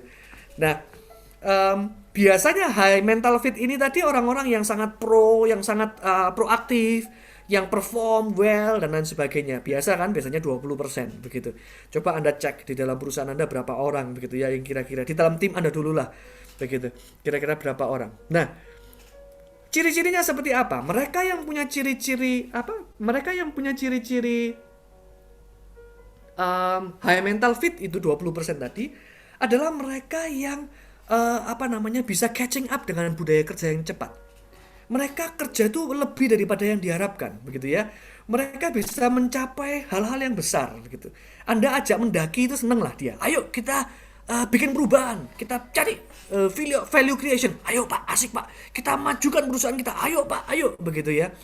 Bukan yang, ayo kita majukan perusahaan. Aduh, gaji ini pancet. Nggak naik, mikirin lebih. Sudahlah Pak, saya ini sudah 8 tahun di sini, nggak akan berubah gitu kan. Nah, kalau yang itu nanti masuk ke dalam mental fit yang berbeda begitu. Ada yang moderate mental fit Bapak Ibu, yaitu 30%. Ini lumayan. Selama ada environment atau ekosistem yang menunjang, maka orang-orang yang punya mental fit di moderate ini, dia akan perform. Tetapi kalau lingkungannya mempengaruhi dia negatif, maka dia akan kecenderungannya masuk ke dalam negatif. Oleh karena itu, yang moderat ini perlu Anda pegang, Anda perlu bangun environment-nya untuk mendukung orang-orang yang seperti ini. Kita charge terus, kita boosting terus supaya dia bisa masuk ke dalam high mental fit. Gitu ya. Nah, yang ketiga adalah yang low mental fit. Ini orang-orang yang sudah struggle dengan dirinya sendiri. Entah itu karena problem di rumah, entah itu karena problem di kerjaan, entah itu punya punya bagasi lah ya, punya bagasi sakit hati dan lain sebagainya bagi perusahaan, atau mungkin nggak tahu ada ganjalan-ganjalan ada aja gitu ya, ganjalan-ganjalan yang mana memang dia hidup itu seperti di roller coaster gitu, naik turun, kadang-kadang kerjaannya bagus, kadang-kadang kerjaannya hilang, kadang-kadang kerjaannya api, kadang-kadang orangnya nggak tahu kemana, begitu kan ya, nggak stabil banget gitu. Ini yang low mental fit gitu. Nah, ini mungkin perlu ditanya, perlu diajari, perlu diajak ngobrol, dan perlu dipetakan kembali apakah memang perlu di training atau bagaimana begitu. Dan no mental fit, wah ini agak susah begitu ya. Mereka itu sudah terlalu self-focus, fokusnya sudah pada diri sendiri, struggling untuk bisa connect atau engage dengan perusahaan begitu. Dan bahkan mungkin konfliknya bukan dengan orang lain, tapi konfliknya dengan dirinya sendiri bisa jadi begitu kan. Nah, ini in some cases bisa di training, tetapi in some cases mungkin tidak begitu. Kalau ada yang bilang sudahlah Pak, kalau yang gini-gini nih kadang cuekin aja, karena kalau nggak gitu mau kerja di mana mereka ini gitu ya. Agak repot juga. Kalau misalkan selama yang 20% no mental fit ini tidak sampai mempengaruhi yang lain, oke. Tapi biasanya mempengaruhi Bapak Ibu ya. Tetapi Bapak Ibu, banyak sekali orang, Pak, kalau begitu saya fokus dengan yang no mental fit. Nah, kebanyakan orang tersedot energinya kepada orang-orang yang low mental fit dan no mental fit Bapak Ibu. Akhirnya sehari-hari kita ini capek, energinya disedotin terus sama mereka, baterai kita. Akhirnya mereka yang ada di moderate mental fit itu tidak terjaga, padahal mereka butuh environment yang kuat. Tetapi pikiran kita teroccupied penuh dengan mereka. Ya ampun, orang-orang yang kadang-kadang nggak habis pikir kok bisa mikir kayak gitu loh ya. Kok bisa sih mikir kayak gitu tuh lele gitu kan. Ampun deh begitu. Wow, semoga yang live streaming ini juga para orang Surabaya ya. Semoga ya yang live streaming kalau dari yang luar pulau bisa kesulitan ini. Mohon maaf. Aduh gitu kan. Kok bisa kamu tuh mikir kayak gitu begitu kan. Aneh deh ya, Bapak Ibu bisa bayangin sendiri case-nya ya. Nah, kadang kita terfokus dengan sana. Mulai karena itu Bapak Ibu, mulai hari ini kita mulai fokuskan pikiran kita. Jangan sampai anak-anak kita yang 30% yang sudah moderat ini thank you Abdul, mantap cak bahasa nih. Fokus kepada moderate mental fit begitu ya. Mereka yang perlu dicas itu yang ini dulu. Nah, setelah kita charging mereka, harapannya adalah mereka yang moderate mental fit ini bisa charging yang low mental fit untuk ngangkat kita. Jadi kita tidak menghandle semua tim kita, no mental fit, low mental fit, moderate mental fit sendirian. Tetapi bikin agent of change bersama-sama. Anda sharingkan visi ini loh, visinya board itu seperti ini. Visinya board director seperti ini. Yuk kita lakukan seperti ini. Kamu lakukan tugas ini. Anda cari yang moderate mental fit, Anda geber mereka, Anda training mereka, Anda motivasi mereka, Anda pepet mereka, begitu ya. Anda pepet itu benar-benar Anda monitoring mereka, Anda coaching, empowering mereka, engage dengan mereka, kemudian tularkan semangat mental fit Anda untuk yang lain-lain. Sehingga Anda mengerjakan ini tidak sendirian lagi, begitu ya.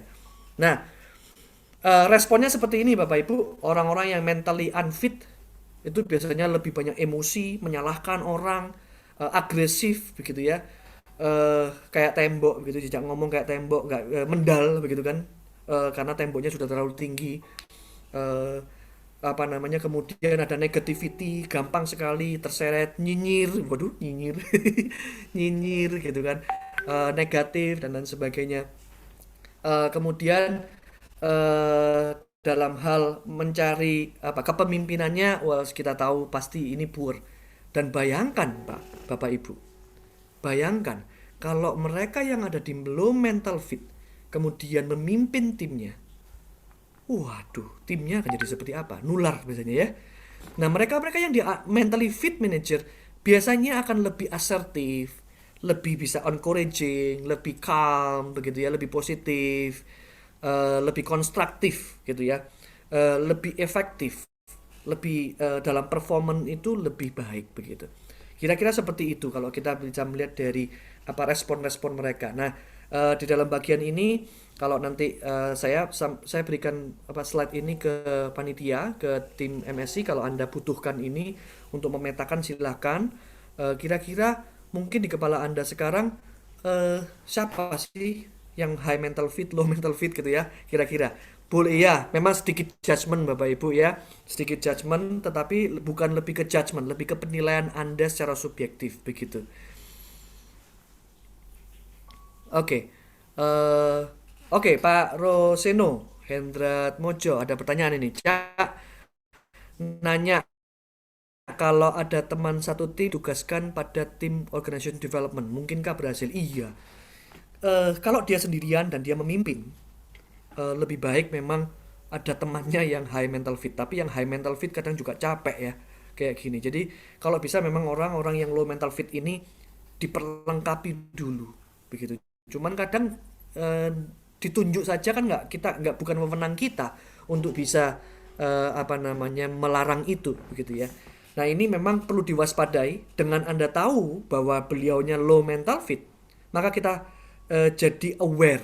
Kalau Anda ada di dalam timnya, kalau Anda ada di atasannya, gitu kan, misalkan, atau Anda ada di dalam part of that project, di dalam organization development, maka Anda orang ini seperti apa. Maka kalau tidak kalau bisa di cancel, maka kita bisa mencoba cari langkah-langkah antisipatif, begitu ya. Semoga menjawab, Pak. Nanti semoga sharing-sharing berikutnya ada jawaban yang lebih komprehensif lagi. Ini adalah katalis, Bapak Ibu. Tadi setelah kita aligning, menyelaraskan diri kita dengan atasan dan bawahan kanan kiri, gitu ya. Tim kita juga kita selaraskan. Yang kedua, kita boosting, kita cari, kita mapping, boosting mental fit daripada tim kita. Yang ketiga, kita sendiri harus punya semangat sebagai katalis, Bapak Ibu. Semangat sebagai katalis ini tadi ngomong tentang change agent, agent of change, gitu kan. Jangan sampai kita sebagai leader, kita justru memberikan pengaruh yang tidak produktif, kan begitu. Nah, di dalam katalis ini tadi saya suka memberikan contoh seperti termostat dan termometer leadership, begitu. Apa maksudnya? Termometer seperti kita tahu, termometer adalah penunjuk suhu, begitu ya, suhu tubuh berapa, suhu ruangan berapa, ditunjukkan berapa. Tetapi berbeda dengan termostat. Termostat adalah kalau ruangan Anda sudah set 26 atau 20 derajat, maka AC akan menyemburkan anginnya sampai dia mengukur di dalam ruangan itu 20 derajat, maka dia menghentikan hembusan anginnya. Termostatnya bekerja. Tetapi ketika yang namanya suhu sudah mulai turun, mulai naik, begitu ya, mulai naik sampai 22, 23, maka termostat akan bekerja lagi. Kalau di mobil itu biasanya ada suara ya, jegreng, gitu ya, jegreng. Nah, itu termostat bekerja. Begitu kan. Ada kalanya ketika AC kita rusak, termostatnya nggak jalan. Pernah ya, AC panas, udah lama anginnya keluar tapi nggak dingin-dingin gitu, karena nggak ada jegreng gitu kan. Bahasa Jermannya kan begitu, jegreng. Hanya jegreng ini tadi, tapi ternyata impactnya besar Bapak Ibu ya, membuat AC dingin gitu. Itu karena termostatnya, begitu. Nah, apa maksudnya? Sebagai leader, kita tidak hanya sebagai penunjuk kepada tim, sebagai atasan, bahwa suhunya lagi menghangat nih, konfliknya lagi menghangat nih, begitu ya. Itu satu hal. Tetapi sebagai HR practitioner, tidak hanya bisa menunjukkan suhunya, tetapi kita juga bisa mendinginkan suasananya atau membakar semangatnya. Gitu ya. Saya nggak mau karena kalau saya ngomong mendinginkan suasana, kemudian memanaskan suasana, nanti salah paham begitu ya. Mendinginkan suasana adalah ketika sudah mulai panas, rame, konflik, maka kita perlu punya clear mind untuk mendinginkan suasananya.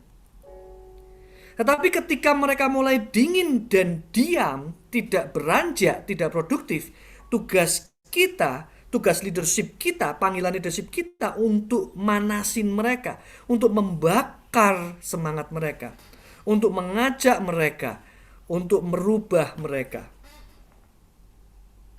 Nah, Bapak Ibu mulai bisa bayangkan ya, di dalam aktivitas framework HR tadi, ada banyak sekali kesempatan yang kita miliki untuk menjadi termostat. Baik itu di dalam ruangan kita ketika kita one on one dengan salah seorang karyawan, baik itu di lapangan ketika kita turun gunung, datang ke lapangan, kemudian lihat ada permasalahan di lapangan, kita bantu selesaikan.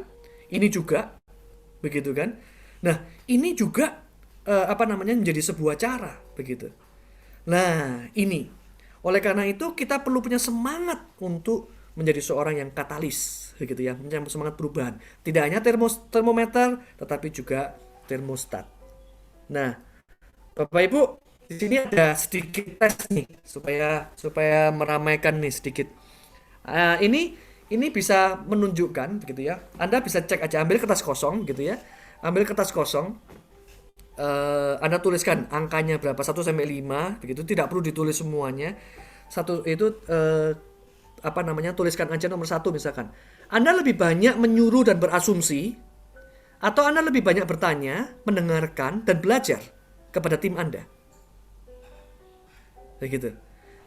Apakah Anda lebih banyak mengarahkan, membakukan, atau Anda lebih banyak membimbing, memfasilitasi, menyetir, mendrive maksudnya? Apakah Anda banyak mengidentifikasi masalah dan menetapkan solusi, atau Anda membantu orang lain mengenali dan menyelesaikan masalah? Nah, kalau kadang-kadang yang kanan, kadang-kadang yang kiri, Anda boleh masukkan angka 3. Tetapi kalau misalkan Anda condong ke kiri, bisa 1, bisa 2. Kalau condong ke kanan, bisa 4, bisa 5. Oke? Saya kasih waktu ya Bapak Ibu. Kira-kira 5 menit. Silakan. Sekali 5 menit, nanti ada jawabannya di situ. Yang katalis itu seperti apa? Silakan.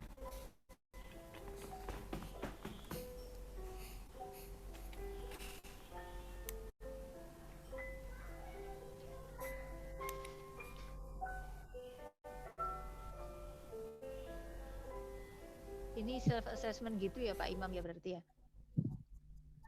Iya, ya Bu Novi. Seperti self assessment. Melihat kita, apakah kita seorang yang katalis atau bukan.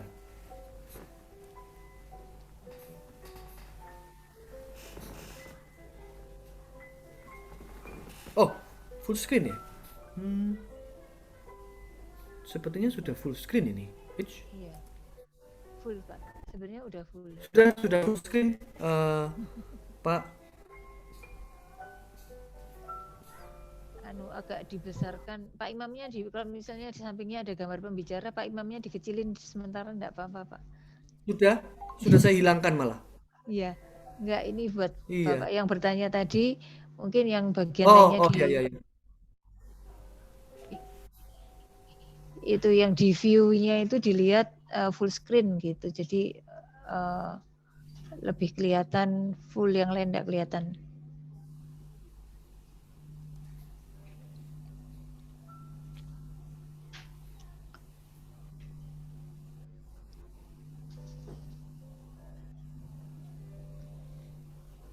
Santai aja Bapak Ibu, tidak perlu terlalu banyak direnungkan. Tinggal cari kanan kiri sambil minum kopi. AC.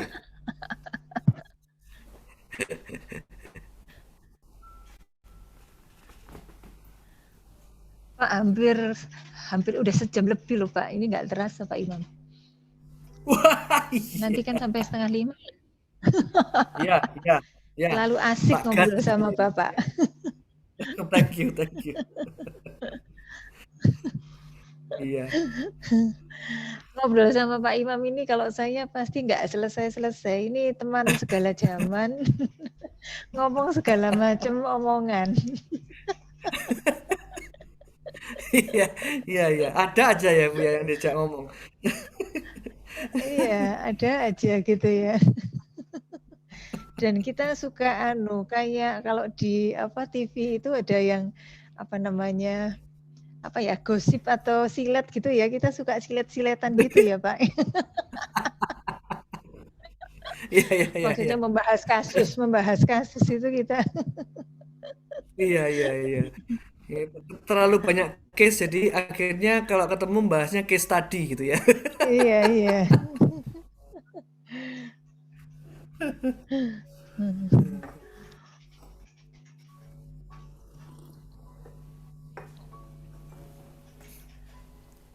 Jika Anda sudah selesai, Anda boleh. Oh, oke, sudah. Ibu Ambar, 49, Pak. Baik. Sabar, Bu. Sebentar lagi saya akan tunjukkan di slide berikutnya jawabannya ya. Saya 51, Bapak. 51. Baik, Pak Mulyono. Thank you. Kalau Bapak Ibu sudah selesai, Anda boleh boleh kasih tangan, kasih jempol juga boleh.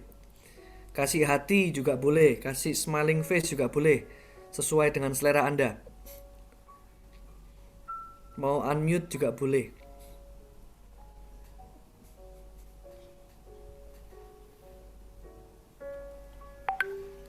(51) Pak Wawan, oke.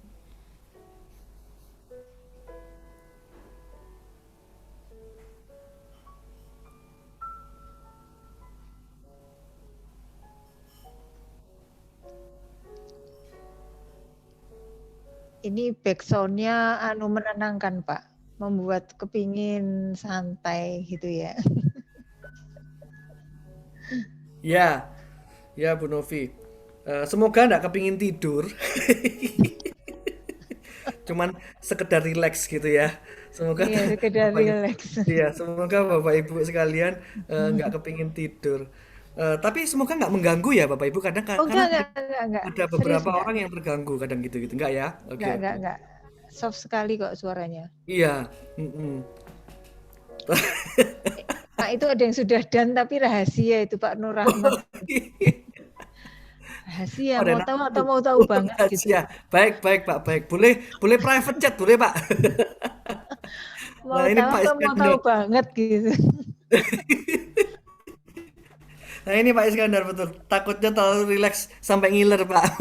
Iya.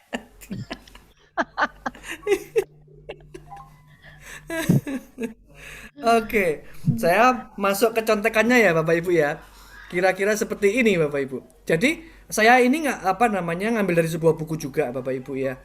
Eh apa namanya leadership. Jadi your first leadership job. Katalis leader itu menurut beliau itu bukan melakukan perubahan itu dengan bukan melakukan perubahan itu dengan yang sebelah kiri tadi.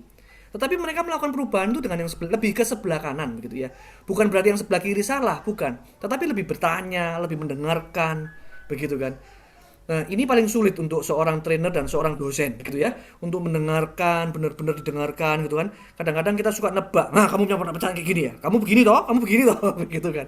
Nah, ini benar-benar tanya dan bertanya dan mendengarkan. Kemudian mendorong inovasi dan berbagai hal ini, building trust, focus on people potential, collaborate, empower others, encouragement dan lain sebagainya ya. Nah, Anda di sini ada jawabannya. Anda yang 50 ke atas sampai 65, Anda sudah termasuk pemimpin yang katalisator dan masih dapat meningkatkan dengan memilih beberapa perilaku untuk dilatih lebih lanjut. Anda bisa lihat begitu kan, semakin ke kanan itu semakin katalis begitu ya. Semakin condong mengajak mereka untuk mengeluarkan apa yang tim kita punya. Bukan meminta, menyuruh, menginstruksikan tim kita untuk mengeluarkan potensinya. Begitu ya. Lebih ke tanya, request, mendorong, menginspirasi. Yang 30 sampai 49 itu yang tengah-tengah, begitu ya. Tengah-tengah, Anda perlu melihat berarti ada lebih banyak lagi yang perlu Anda lihat di sana, yang perlu Anda cermati, begitu. Anda sudah mulai baik, pilihlah 3 bidang yang ingin Anda latih lebih lanjut. Begitu ya, 3 yang paling nilainya paling sedikit, coba cari kemudian Anda latih lebih lanjut. Misalkan tadi 3 yang paling terakhir, misalkan saya cenderung kritik dari umpan balik misalkan yang berimbang. Nah, Anda pilih yang mana menahan informasi dan perasaan misalkan dan lain sebagainya. Anda pilih 3, kemudian Anda latih diri Anda ke sana. Yang terakhir 11 dan 24, Anda punya peluang untuk diri. Begitunya perlu ditingkatkan lebih banyak tentang list yang ada di atas ini. Nah, Bapak Ibu, bukan berarti yang ada nilainya semakin rendah, Anda berarti semakin tidak mampu memimpin itu ya Bapak Ibu. Tetapi ini lebih katalis dan lebih cara dari pertanyaan-pertanyaannya Anda bisa semuanya itu mereka menurut buku ini dia condong katalis itu lebih ke kanan, begitu aja, gitu kan? Sehingga Anda bisa melihat di situ apa saja yang perlu dilatih, begitu. Nah, kemudian Anda coba rasakan, pikirkan hasilnya seperti apa. Coba Anda cermati, begitu ya. Nah, itu kira-kira tentang katalis. Yang berikutnya, sekarang kita tadi sudah ngomong aligning, menyelaraskan. Yang kedua, boosting mental fitness. Yang ketiga, kita perlu menjadi katalis. Kita sudah tahu apa saja yang perlu kita lakukan. PR kita apa. Yang keempat adalah ini deep conversation. Begitu ya. Deep conversation. Deep conversation itu bukan cuma tanya kemudian dia menjawab dan kemudian kita membalas handphone, begitu bukan ya. Ada banyak orang yang ketika dia tanya, ketika dia masuk di lapangan, dia tanya kemudian yang kita tanya menjawab, dia cuma melengos dan begitu oke, tapi dia sepertinya nggak ngerti, bukan. Tetapi deep conversation ini benar-benar berbicara lebih terbuka, minimal memberikan pertanyaan yang tajam sampai 2 sampai 3 berlapis. Misalkan Apa yang sedang kamu kerjakan hari ini? Ini kan basa-basi. Oh ya Pak, saya sedang melakukan ini, itu. Pertanyaan berikutnya adalah, apa yang bisa Anda lakukan lebih baik hari ini dari apa yang Anda lakukan sekarang? Misalkan, wah, dari pertanyaan itu bisa jadi banyak, oh begini Pak, oh begini Pak, oh apalagi HR yang turun, begitu kan? Mereka pasti dengan senang hati untuk menyampaikan ide-idenya. Dengarkan itu, begitu kan? Dengarkan dengan seksama. Nah kemudian deep conversation itu juga ngomong tentang performance management. Nah seringkali performance itu mungkin hari ini nggak banyak yang begitu sih ya. Tetapi ada perusahaan-perusahaan yang ngomong performance itu setengah tahun sekali Bapak Ibu, atau 1 tahun sekali. Waktu nilai, lah pada waktu itu ngobrol dengan timnya. Wah, kadang-kadang kalau hasilnya pas jelek gitu ya, kita tahu ini harus diterminasi bahkan atau harus diperbaiki. Sulit sekali ya untuk ngomong ini tadi, begitu. Merupakan tantangan buat kita untuk ngomong. Ada yang tidak bisa melaluinya, akhirnya nggak diomongkan apa yang perlu ditingkatkan. Oleh karena itu, deep conversation ini perlu kita ngobrol dengan mereka, conversation, sampai ke tataran feedback yang tajam. Feedback itu apa yang sudah bagus dilakukan dan apa yang perlu ditingkatkan. Begitu juga kepada atasan. Nah ini juga nggak gampang kan. Deep conversation kepada atasan. Maumu ini apa sih Pak? Tentunya kita kan nggak ngomong dengan cara saya begini ya Bapak Ibu ya. Maumu ini apa sih Pak? Gitu kan nggak bisa begitu kan. Tapi Bapak bolehkah tahu begitu? Apa sebenarnya yang ada di dalam pikiran Bapak tentang ini? Saya ingin meraba begitu. Kalau memang Anda ingin tahu lebih lagi. Hati mereka itu seperti apa? Begitu. Sehingga Anda semakin mengenal atasan Anda seperti apa, dan Anda juga memberikan feedback yang penting kepada tim Anda. Di sini saya akan ngomong tentang empati dan ethical. Ini feedback is the breakfast of the champion. Keren ya. Champion itu selalu feedback, diberikan feedback setiap hari. Jadi itu seperti makan pagi gitu ya. Feedback is the breakfast of a champion. Nah, deep conversation itu butuh yang namanya empati. Empathy connection. Ada yang mengatakan empati itu feeling with, simpati itu feeling for, gitu ya. Merasakan bersama, begitu. Mungkin kita tidak bisa punya, gini, ada orang yang mengatakan empati itu benar-benar merasakan seperti orang yang di sebelah kita tuh rasakan. Kita mungkin punya keterbatasan seperti itu, begitu ya. Kalau kita ngomong seperti ini Bapak Ibu dengan istri kita, saya ngomong begini dengan istri saya, oke, saya berempati dan saya mengerti bagaimana kamu rasanya. Enggak, kamu enggak ngerti. Kok bisa? Bagaimana kamu bisa mengerti? Kamu nggak punya apa? Misalkan ngomong tentang kelahiran, kamu nggak pernah melahirkan anak, kamu nggak tahu sakitnya gimana. Loh, saya pernah sakit perut begitu ya. Beda begitu ya. Jadi nggak tahu. Kita cuman hanya bisa membayangkan sepanjang yang kita tahu. Dan kita turut merasakan, begitu kan? Mungkin pada waktu perut kita melilit-lilit, kita membayangkan seperti istri saya melahirkan. Tetapi tentu itu nggak sama. Tetapi itu maksudnya empati. Tidak harus kita punya sama persis dengan apa yang mereka rasakan. Tetapi paling tidak kita tahu apa yang ada di dalam pikirannya, apa yang ada di dalam hatinya. Kalau simpati hanya oh ya, begitu aja ya. Kita cuman care, begitu. Nah, ternyata Bapak Ibu, ketika kita melakukan deep conversation, ada 3 hal yang terjadi. Ketika bayangkan Anda hari ini sedang berbicara dengan tim Anda, sedang memberikan feedback. Anda datang ke lapangan atau tim Anda datang ke dalam ruangan Anda. Anda memberikan feedback. Feedback ini perlu feedback perbaikan, bukan cuma feedback yang sudah bagus. Maka kita perlu tahu bagaimana pikiran Anda, karena empati ini ngomong tentang diri Anda sendiri, kemudian ngomong tentang apa yang ada di kepala dia, kemudian ngomong tentang fakta yang ada di lapangan, begitu kan? Nah, ini loh Bapak Ibu, yang perlu attention kita untuk terus tanya, menggali dari mereka, bukan dengan cepat kita menilai, tapi kita tanya, sehingga antara pikiran kita bisa nyambung dengan pikiran dia nyambung dengan pikiran kita, dan yang terpenting adalah pikiran kita dan pikiran dia itu nyambung sesuai dan selaras dengan apa yang diminta oleh perusahaan. Iya. Nah ini deep conversation. Kadang-kadang deep conversation adalah sesuatu yang tidak enak dibicarakan, tetapi perlu kita bicarakan, gitu ya. Misalkan telah melakukan kesalahan, kita harus memberikan surat teguran nomor 1, surat peringatan 1. Ini deep conversation. Nah, kalau sehari-hari Bapak Ibu, Anda tidak melakukan leadership role Anda untuk melakukan deep conversation, maka ketika Anda suatu ketika perlu bicara tentang yang deep, wah ini agak apa namanya, perlu pemanasan begitu ya. Sama lah, kita jarang kontak dengan teman gitu ya. Ada teman yang bisa sangat cair sekali kita kontak langsung bisa kita nyambung dan enak begitu. Tetapi ada kita jarang kontak dengan teman, ketika kita kontak perlu ngobrol dulu, halo dan lain sebagainya, nyambungin dulu baru enak ngomongnya, baru enak begitu ya. Nah, ada yang seperti itu sama Bapak Ibu. Maka intensitas kita ke lapangan, berbicara dengan mereka untuk hal-hal yang krusial itu menjadi penting untuk dalam melakukan deep conversation ini tadi, Bapak Ibu. Nah, di sini melibatkan empati. Dan Bapak Ibu, HR practitioner punya kelebihan yang tidak dimiliki oleh orang lain. Oleh karena itu saya ngomong tentang ethical tadi ya. Karena kita punya informasi-informasi yang mungkin tidak dimiliki oleh orang lain, departemen yang lain. Mungkin kontrak-kontrak kerja, mungkin informasi-informasi yang lain yang hanya dimiliki oleh departemen HR.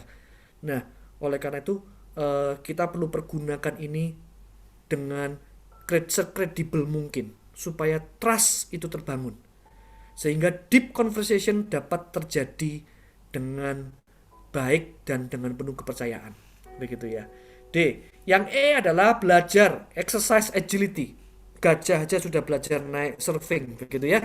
Gajah aja dari gambarnya begitu. Keren ini, gambar ini lucu memang ya. Tapi perusahaan yang besar saja gitu istilahnya ya, yang berbadan seperti gajah itu perlu agile. Hari ini Bapak Ibu, saya tahu beban Bapak Ibu juga banyak dengan WFH, tiba-tiba sebagian sistem penilaian mulai harus dirubah, sebagian SOP sudah mulai perlu disesuaikan. Ternyata pada waktu pandemi ini HR practitioner jauh lebih sibuk begitu ya. Semakin sibuk di antara kesibukan yang lain begitu kan. Selain harus merubah sistem-sistem yang ada, merubah cara komunikasi, merubah cara, belum ngomong tentang kegelisahan timnya, kegelisahan atasannya dan lain sebagainya. Oleh karena itu kita perlu agile. Bagaimana caranya agile? Kita perlu tetap tahu visi kita kemana di tengah-tengah volatility ini, di tengah-tengah gonjang-ganjing ini. Kita tetap perlu pegang visinya. Visi itu kemana? Begitu ya. Yang kedua adalah clarity. Itu lebih penting daripada certainty. Di zaman VUCA, di zaman yang gonjang-ganjing ini kayaknya makin susah untuk cari certainty. Jadi kita perlu surfing di dalam ketidaknyamanan, di dalam ketidakpastian. Ajari tim, selaraskan tim untuk lebih mementingkan clarity dari apa yang mereka kerjakan, bukan certainty. Solution di dalam kompleksitasan, gitu ya, dan understanding. Ya, hari ini banyak ya kita coba-coba. Kalau kita ngomong tentang Zoom aja deh. Pertama nyoba Zoom, salah. Nyoba lagi, gitu ya. Salah. Bayangkan kalau misalkan kayak zaman dulu Bapak Ibu salah dimarahin. Salah, bukan begitu, dan semuanya sekarang semua salah gitu kan. Nggak ada yang tahu kalau nggak nyoba Zoom sendiri, nyoba connect sendiri, dicobain. Malah anak saya yang paling kecil usia 8 tahun tuh Bapak Ibu pernah ngajarin saya melakukan Zoom ini tadi. Pak, diginiin loh Pak, diginiin. Oh, karena dia sudah tiap hari nge-Zoom dan saya nggak pernah pakai fasilitas itu. Dia yang lakukan gitu ya.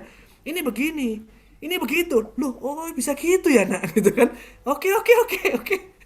Nah, akhirnya kita diajari untuk agile, menyesuaikan sini sana, gitu ya. Yang terakhir adalah fitting and linking. Ini yang hanya dimiliki oleh HR practitioner juga. Bapak Ibu, kita semua tahu perusahaan membutuhkan sumber daya manusia yang cocok dan yang tepat. Tetapi ternyata tidak semua sumber daya kita cocok dan tepat, begitu ya. Nah, kalau misalkan HR practitioner, pengelola SDM ini terus melakukan fitting and linking seperti talent pool, finding talents, linking people satu dengan yang lain, connecting the dots gitu kan, yang si A ini bagus, si B ini bagus, mungkin ada proyek kemudian bisa dijadikan satu dan lain sebagainya. Ini menjadi sebuah kolaborasi yang baik, sehingga ketika pimpinan butuh A butuh B, sumber daya manusia itu siap. Khususnya kalau ada di dalam ya. Begitu. Jadi ini tugas fitting and linking terus kita analisa tim kita seperti apa. Dan yang terakhir adalah gap shrinker. Ada yang mengatakan gap shrinker itu tentang trust gap. Trust gap itu ternyata gabungan antara power gap dan communication gap. Tugas kita adalah mengurangi gap ini. Bagaimana caranya? Salah satu yang bisa kita lakukan adalah, yang paling efektif kita lakukan adalah communication gap. Communication gap ini kita shrinking, kita kikis. Caranya bagaimana? Dengan komunikasi dengan mereka. Begitu kan? Dengan komunikasi dengan mereka. Gap shrinking. Tanya kepada mereka. Ngobrol dengan mereka. Gitu kan? Komunikasi dengan mereka. Conversation dengan mereka. Gitu ya. Kadang-kadang power nggak bisa. Namanya bawahan melihat atasan, melihat owner itu selalu ada gap. Kita nggak, meskipun kita turunkan pun kadang-kadang belum tentu bisa terjadi. Tetapi kalau bisa diturunkan silakan. Tetapi banyaknya kita mengurangi communication gap ini tadi, itu akan menimbulkan trust gap yang lebih banyak. Begitu. Jadi itu Bapak Ibu ABCDEFG, aligning, boosting mental fitness, kemudian menjadi katalis, kemudian deep conversation perlu dilakukan, kemudian exercising agility, fitting and linking, dan yang terakhir gap shrinker. 7 hal itu, 7 area itu yang bisa kita lakukan sebagai seorang HR manager maupun sebagai seorang leader. Begitu. Silakan Bapak Ibu, kita buka untuk tanya jawab. Tadi sepertinya sudah ada yang tanya ya.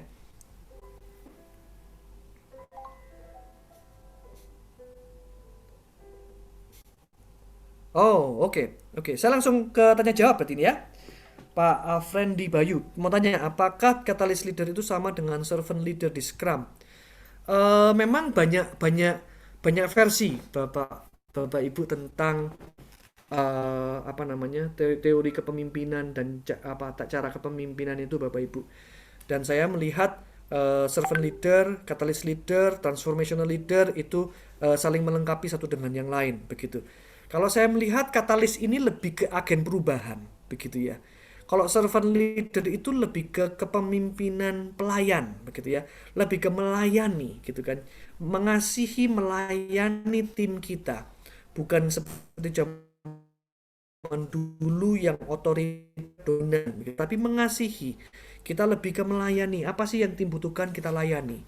Lebih ke sana begitu. Tetapi bisa jadi pendekatan-pendekatannya apa? Pendekatan-pendekatan seperti tadi bertanya, mendengarkan dan lain sebagainya, itu bisa jadi mirip atau sama gitu ya. Ada singgungannya di situ.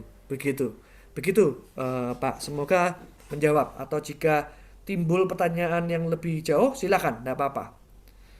Begitu. Dan Bapak Tato Dwi Hardianto, bagaimana jika kita ini sebagai HR tidak disampaikan langsung oleh pimpinan mengenai strategic planner yang ada, malah menyampaikan kepada pihak lain yang merupakan karyawan lama. Akhirnya fungsi HR, oh ya, ini kurang bisa sebagai partner dari manajemen. Betul. Ya,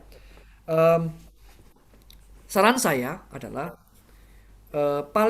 langkah pertama itu paling enak adalah kita refleksi terhadap departemen kita.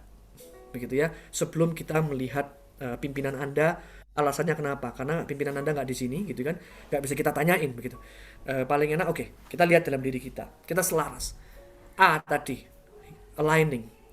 Apakah kita sudah align, misalkan, dengan pimpinan kita? Apakah kita sudah align dengan visi misi perusahaan kita? Apakah kita sudah align dengan tim kita? Gitu kan? Apakah kita sudah bisa menjadi sparring partner dengan tim kita? Karena iya, banyak pimpinan itu bisa jadi memberikan strategic planner itu kepada orang-orang yang dia bisa jadi dia percaya, bisa jadi dia lebih nyaman, bisa jadi lebih nyambung, atau lebih sudah lebih lama kenal aja karena sudah kumpul begitu lama di perusahaannya, begitu kan? Padahal bukan departemennya, begitu misalkan. Nah, bisa jadi karena itu. Oleh karena itu kita perlu selaraskan. Yang perlu kita lakukan, kita perlu lihat pimpinan kita ini stylenya seperti apa. Apa sih yang dimaui? Kita coba petakan. Kalau perlu kita coba lihat personality-nya. Kita profiling beliaunya. Seperti apa sih? Beliau ini adalah orang yang garis besar atau detail. Kalau orang ini garis besar, maka ketika Anda berbicara, ikutin dulu garis besarnya, jangan ngomong tentang detail. Begitu ya. Ketika pimpinan Anda adalah orang yang detail, maka Anda siapkan data-data. Begitu kan? Tim Anda, pimpinan Anda seperti apa? Nah, ini coba Anda samakan frekuensinya, cari keseimbangannya. Begitu ya. Ini perlu satu keterampilan sendiri, coba cari keseimbangannya hingga sampai connect. Begitu kan? Ini langkah yang pertama yang bisa kita lakukan. Baru kemudian kita melihat, sambil kita menganalisa atasan, kita melihat sebetulnya apa sih yang diharapkan oleh beliau, mengapa kok orang ini, begitu ya. Sehingga kita tidak bisa melakukan, misalkan tidak bisa melakukan fungsi sparring partnernya dengan maksimal. It's okay Pak, tidak masalah. Terus kita upayakan, begitu ya. Terus kita upayakan, karena pernah saya sebagai pimpinan sekalipun, gitu ya, di dalam hal-hal tertentu saya berbicara dengan tim saya yang A, begitu ya, dengan tim saya yang A, B, begitu ya, yang C enggak, begitu ya. Ini kita ngomong dosen A dan B, yang C enggak dilibatkan, padahal beliaunya malah lebih lama, begitu kan, kenal dengan saya. Mengapa sih Pak Imam kok nggak dilibatkan? Gitu. Suatu ketika, Pak saya itu kepingin dilibatkan, kenapa sih? Nah, kok nggak, Bapak kok selalu ngomong sama ini? Untungnya beliau terbuka, begitu ya. Nah, pada waktu itu deep conversation akhirnya saya lakukan. Mohon maaf Ibu, bukan saya nothing personal with you. Tetapi ilmu dan kepemikiran beliau yang dimiliki beliau itu adalah ilmu yang sangat spesifik. Ahli itu fokus gitu. Beliau benar-benar seorang dosen yang sangat kuat di bidangnya. Tetapi ketika kita berbicara tentang hal yang global, berbicara tentang strategi, berbicara tentang hal-hal kemajuan, beliau tidak bisa catching up gitu. Tidak bisa catching apa ya Pak, begini Pak. Tetapi beliaunya lebih banyak melihat permasalahan begitu daripada melihat solusi. Padahal sudah saya ngomong, Bu, solusi. Saya tahu masalahnya, solusinya, begitu kan? Ayo cari solusi, jangan kasih saya problem, kasih saya solusi. Gitu. Tetapi ibunya ini masih begitu terus, begitu. Akhirnya ketika kita ngobrol tentang strategi, apalagi yang nyeleneh, saya tidak libatkan beliau, saya libatkan yang lain. Begitu. Kemudian pada waktu beliaunya tanya itu, akhirnya deep conversation terjadi. Saya ngomong, ini loh Bu permasalahannya. Oh, ayo, kalau memang Ibu mau, yuk kita sama-sama terus adakan ngobrol. Kita sampaikan obrolan-obrolan nyaman, komunikasi terus, agar Anda semakin connect sefrekuensi dengan saya. Begitu. Jadi coba cari frekuensinya Pak. Semoga bisa semakin nyambung dan suatu saat nanti menjadi sparring partner atau menjadi strategic partner dari pimpinan Anda. Oke, baik Pak Imam, terima kasih banyak. Ini cukup interaktif ya untuk webinar kali ini. Sampai-sampai kita lupa bahwa ini sebenarnya sudah selesai Pak webinarnya. Harusnya sampai jam 4:30, tapi nggak apa-apa Pak, soalnya asik banget materinya tadi. Apalagi tadi ada self assessment. Thank you, Pak ya. Iya. Ini malah dihadiri oleh angel ini. Dihadiri oleh malaikat ini. Ada Pak Roseno pakai malaikat itu. Iya, ada Pak Roseno Tinggal ini. sayapnya aja. Yang ada lingkaran hello-nya.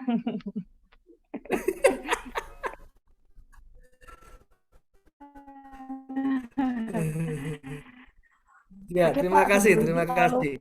sebelum pada live ini kita foto bersama dulu ya Pak ya. Oke. Tolong dipersiapkan. Nah, Bapak dan Ibu yang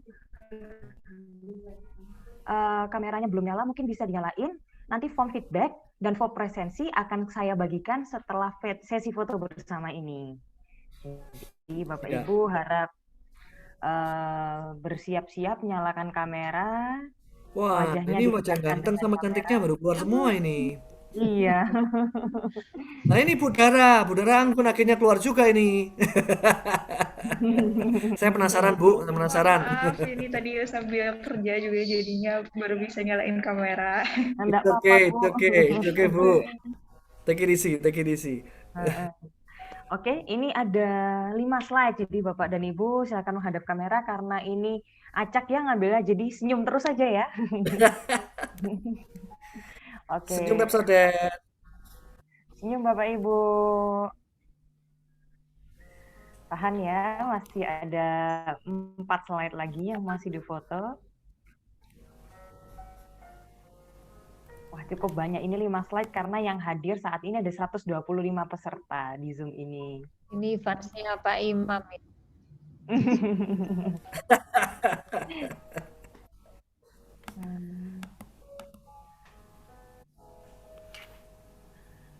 Oh iya, Pak Rosena tuh kayak malaikat ya. Iya, ada malaikat, ada bulatannya tuh di atas tuh. Iya, iya, Tinggal sayapnya betul. doang. Agak mundur barangkali kelihatan saya, Pak. Ini Bapak Ibu luar biasa ya pesertanya. Tadi ada yang sambil kerja, ini juga ada yang di mobil, lagi perjalanan tetap ikut webinar. Wow, iya. Iya, iya, ada Bu Nefreti itu ya. Wow, luar biasa. Oke, Bapak Ibu Terima ini kasih, sudah Pak Ibu. selesai untuk sesi foto bersamanya. Barusan tim MSI juga sudah memberikan link untuk feedback dan sertifikat yang bisa Bapak Ibu isi. Jadi kalau Bapak Ibu mau mengisi sertifikat, silakan mengisi form tersebut, disesuaikan namanya benar ya Bapak dan Ibu, biar nanti nggak ada revisi untuk sertifikatnya. Ya, ini karena kita sudah jam 16.40, saya ucapkan terima kasih banyak Pak Imam Wijoyo atas semua materinya, sharing-sharingnya, luar biasa asik. Terima kasih. Apalagi ada background musiknya ini. Pak Terima Imam, kasih thank juga. you so much. Thank you so much tuh, Bu Novi. Thank you, Kak Alda. Kita harus janjian terus gini ngobrol loh, Pak. Yo, iya, iya, iya. Lanjutan. Lanjutan, oke. Bapak Ibu, kita MSI itu juga bekerja sama dengan Mercury. Kita setiap hari Selasa pagi jam 8 sampai 9 pagi ya, tiap Selasa kita punya acara solusi SDM. Di mana di dalam acara itu kita bahas tentang masalah SDM, baik tentang sistem SDM seperti yang kita bahas, dan juga tentang diri dan tim. Jadi kalau misalnya ingin mendapatkan tips-tips tersebut, Bapak Ibu bisa stay tune di 96 FM Mercury. Atau barangkali ada yang berkenan untuk jadi narasumber bersama-sama tim MSI, saya mengundang juga para praktisi HR untuk bisa gabung dengan kami untuk ngobrol bareng dan membahas tema-tema SDM yang saat ini sedang in. Gitu, sehingga bisa pengalaman yang pernah diterapkan di perusahaan masing-masing bisa di-sharingkan kepada pendengar yang lain, seperti halnya Pak Imam sharing sore hari ini. Seperti itu. Itu ya, terus kalau misalnya mungkin udah lewat, karena kita sebenarnya ini udah kerjasama cukup lama dengan Mercury, sudah 1,5 tahun dan setiap minggu ada setiap bulan ada 4 materi, sehingga kita sebenarnya udah ada lebih dari 50 hampir 100-an lah, 80 materi yang kalau ingin mendengarkan rekamannya bisa masuk ke websitenya MSI gitu ya. Gitu ya Kevin ya. Bu Novi juga ada di Instagram, kami selalu ngeposting video-videonya. Nah, kemudian di story itu juga ada cuplikan-cuplikan dari rekamannya. Kalau misalnya mau lihat full, ada di YouTube kami untuk solusi SDM. Rekamannya ada karena ini siaran radio ya. Jadi kalau kepingin dengarkan lengkapnya, isi pembicaraannya, diskusinya apa, bisa masuk ke YouTube yang ada masuk ke websitenya MSI, www.msi-indonesia.com. Silakan yang ingin mendengarkan tips-tips meskipun terlambat, di sana kita ada ini. Jadi tinggal klik aja masuknya ke YouTube. YouTube apa ini, Kevin? YouTube namanya PT Magnet Solusi Integra. Nah, ini Magnet Solusi Integra, nanti di search langsung muncul ini, Bapak Ibu. Oke, jadi nanti tinggal pilih mau denger tema yang apa gitu ya. Jadi kalau misalnya lagi suntuk-suntuk kira-kira punya problem apa, coba dicari deh kira-kira yang sedang relevan dengan case yang sedang dihadapi saat sekarang. Oke, terima kasih banyak teman-teman. Terima kasih Bapak Ibu sekalian dan terutama juga untuk Pak Imam. Thank you so much, teman segala zaman, teman ngobrol banyak hal. Terima kasih. Senang hati, Selamat Bu sore. Novi. Senang hati, terima kasih Terima kasih juga. banyak. Terima Pak kasih Imam. Pak Imam, Terima kasih Pak Dedi. Bu Novi, Mbak Alda, terima kasih banyak. Terima kasih. Terima kasih Terima Pak kasih Imam. Pak Oke, Dedi. Assalamualaikum. Terima kasih semuanya. Terima Waalaikumsalam kasih. warahmatullahi Waalaikumsalam. Terima kasih semuanya. Terima kasih Pak Imam sama Bu Novi dan Terima tim. kasih, terima kasih. Thank you. Monggo.